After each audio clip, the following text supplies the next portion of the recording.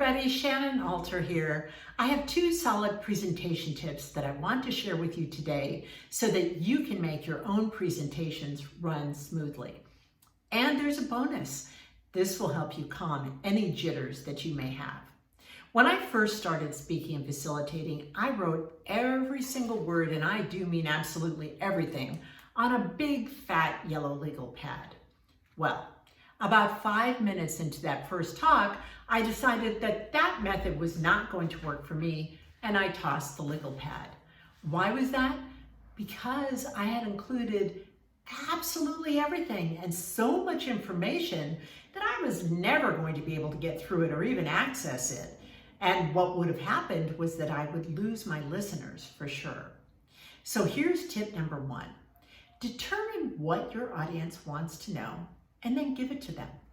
Don't make them wade through all that background information, and don't make them wait for all of the nuggets that you have to share. What that takes is for you to become a ruthless editor. And I'll give you an example. I worked with a client recently who said, well, but I need all of that information. I need to include it. What if they ask me questions? Valid point. You need to know the answers to those questions, but you don't have to include all of that chronological background information in most cases. So my tip is to edit, edit, edit.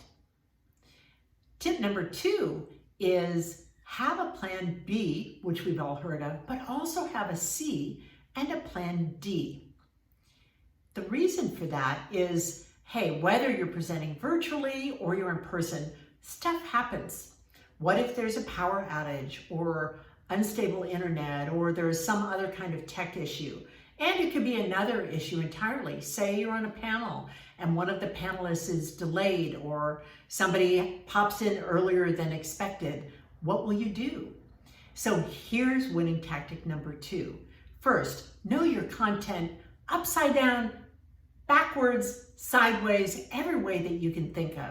That will help you be flexible. And when you're flexible, you'll be able to jump in or pivot and keep that conversation rolling and keep that presentation going toward the goal that you want. And the third part of that is do know how to answer those questions. Have them in your back pocket so that you can pull them out when necessary and practice them. So tip number one for today is be a ruthless editor. And number two is have that plan B, C, and D. I hope you've enjoyed this. Stay tuned for more tips on presentation skills.